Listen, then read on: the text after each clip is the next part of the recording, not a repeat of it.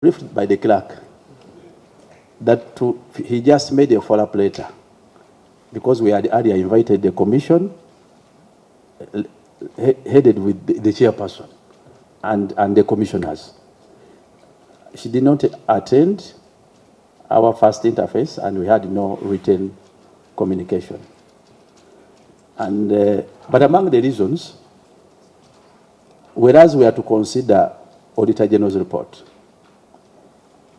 I don't know if she accessed a copy of the Auditor General's report or not. Because, for just a quick correction, part of the observation by the Auditor General was, for example, if I would pick out one, aging of cases at the tribunal.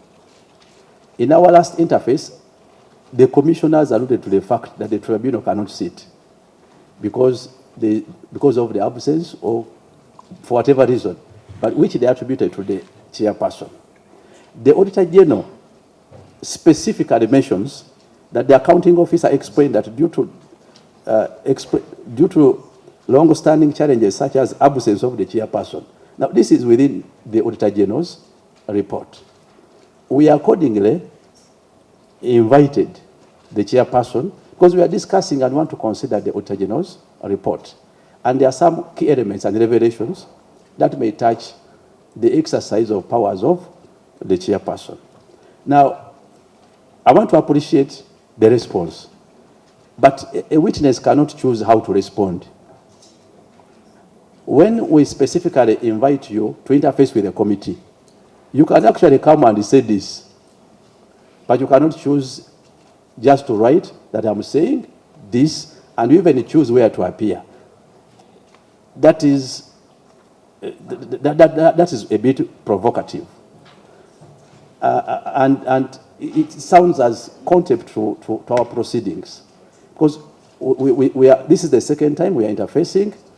I would have appreciated if the response was, I am sick in hospital, I'm on this and this and this.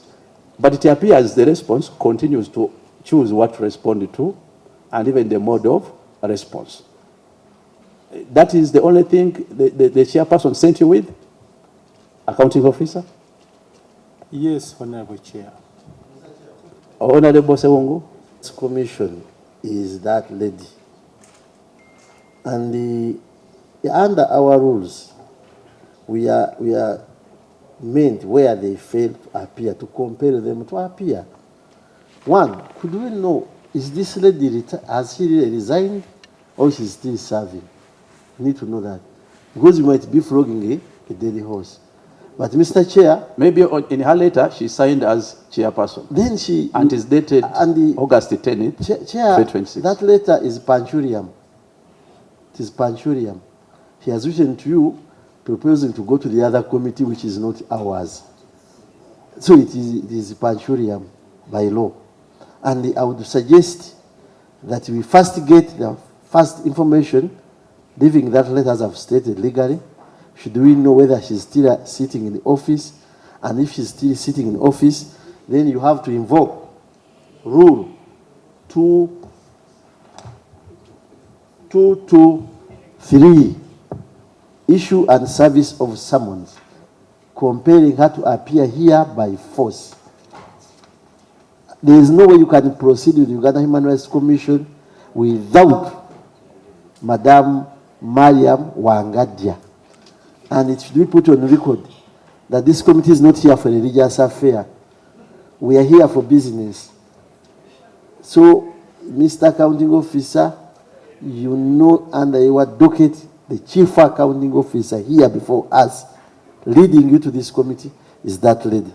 But I would pray, leaving that letter out, should we hear from them, the one who has been sent to give you that letter, whether this lady is still in office, or she resigned. She might be impersonating. Thank you, Mr. Chair. Thank you. About this agency, the Uganda Human Rights Commission, there is total collapse of governance in that agency, and there is paralysis of the tribunal. And according to their law, the tribunal should be chaired by the chairperson. Where the chairperson is absent, the tribunal can't sit. And it is one of the audit queries that is before us. There is no way we can proceed interfacing with this agency without the chairperson. Otherwise, how shall we interrogate on governance, on the matters of governance? It is important that the chairperson recognizes that this is Parliament of Uganda, and particularly an oversight committee, PAC COSASE. We have remedies with us, remedies within the law. It should be at this moment that we use our force to find her wherever she is and present her to us, such that we start examining governance and other audit issues in that agency. She should be here whether she likes or she doesn't. Thank you. Yes, Honorable Kim. Honorable Chairperson, the letter is from the Chairperson, Uganda Human Rights Commission. I can confirm. She gave it to me to deliver it to you, sir. When did she give you the letter? This morning. Where? At the office. At the office? Yeah. When you are receiving letters, how do you receive them? You receive signed copies, or there is a record of how letters are transmitted? Chair, there are different modes of delivery of letters. In this particular case, she specifically asked me to deliver that to you, but we also deposited a copy with your office this afternoon. By office, you mean Secretariat, Clerk to Parliament? Clerk to this committee. Okay. Let's proceed. Yes, Honorable Naki. Thank you very much, Chair. Honorable Chair. Yeah, Chair, you'll come after him. Chair, I agree with the submissions of my two neighbors here, and to just address ourselves to the rules, specifically our rules of procedure 218 and specifically Part D. 218 Part D. In exercise of its functions, the committee shall have the powers of the High Court for Roman 1, enforcing the attendance of witnesses and examining the witnesses on oath. 2, comparing production of documents. Let me go to F. Cite any person for contempt of Parliament. Honorable Chair, there are also other provisions, but specifically in the prevailing circumstance, already the accounting officer before us has confirmed that Madam Wangadya is still the chairperson, who gave her a letter even this morning, and now that she's the person who is supposed to appear before us, I think we may not be proceeding well without her. Thank you. Yes, Honorable. We are coming. We are dealing with a person who knows the law very well, so she knows what she is doing. Chair, I pray that we do not proceed until we compel her to be here. We should not allow this impunity to proceed, Chair. She's just becoming adamant because she knows what she is doing. So, Chair, we should stand up, defend this committee, and compel that lady to appear before this committee. Thank you, Chair. Thank you, Chair. Committee. Now turning around to say that I cannot come because this is not the committee, I will report to the other committee.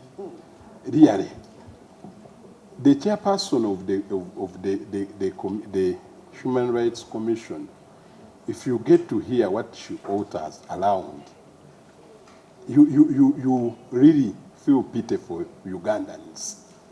And now that she can even come and write such a letter to the committee, which committee she has ever appeared to and defended the commission, we must do something.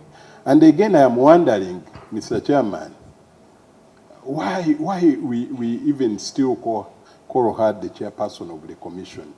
Because herself, in her own words, She said, I'm resigning as the chairperson of commission. Then later, I heard that she sent a notice of intention to resign. But by the look of things, you can see that either she's not interested, or she's hiding something, or she's above the law. And like Honorable Zahara said, she's a woman who knows what she's doing. So I will support the Honorable Sewungu's idea. I agree. I give you a second. No, you are yes. Now done. Let him inform you. I got Honorable Let me conclude, Mr. Chairman. Let him, you are already allowed to hear your time. If you refuse the information, I can conclude. But if you allow a second... Okay, give information, I give you 1 second. Mr. Chairman, you see, why I'm giving information to my fellow Swahaba there, Honorable Pindi, my good friend, is that at the start of this committee, once this lady is here, the first question is finding out her status in the commission. The moment you don't have that, our proceedings cannot move on. And indeed, this lady is in office. Can you imagine? Writing to the chair of the committee in office and addressing him on matters of Human Rights Committee of session. So the information I'm giving Honorable Mpini is that this lady is there. She has to come here, give us her status, and then we move on. Honorable Mr. Chairman, I want to entirely agree with Honorable as he suggested. Go to the office and say the committee has asked you to go and report. Then she says, I'm not going. From there, we will find a solution. Otherwise, this darling, I'm not coming, I'm not available, I'm not this. And when the commission is not sitting since December, we are doing a disservice to this country. Honorable Senteza, thank you. I want much, to Mr. offer Chairman. guidance now. Yes. Number one, the Uganda Human Rights Commission, for all purposes and intent, in matters relating to accountability and Auditor General's report, scrutiny, is responsible and accountable to PAC COSASE, this particular committee. When any officer of Uganda Human Rights Commission is accordingly invited, you must accord such invitation, not as a way of good gesture, but in response to lawful invitation and summons.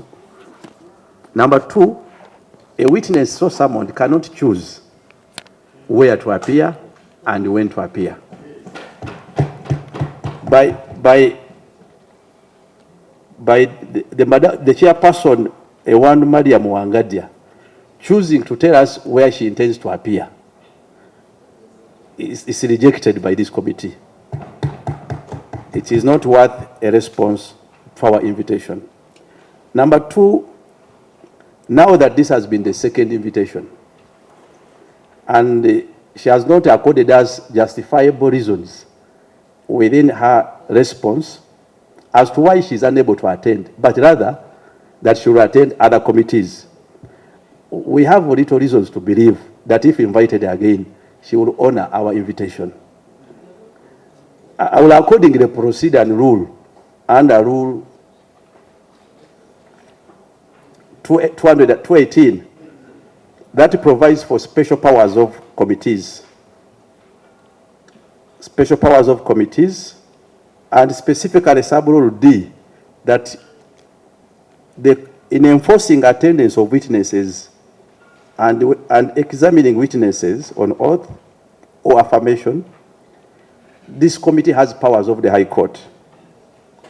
And specifically under Rule 218, sub-rule F, sub-rule E, this committee has powers to order for the arrest and confinement of such a witness for purposes of investigation. Now that the chairperson has not given us satisfactory reasons for her failure to attend, I want to proceed under this rule, 218, specifically sub-rule E, to order for the arrest and the production of Mariam Wangadya tomorrow at 9 at Parliament. I want to instruct our CID to look for Mariam Wangadya, arrest her for purposes of bringing her to this committee tomorrow at 9 a.m. I so rule, meeting adjourned.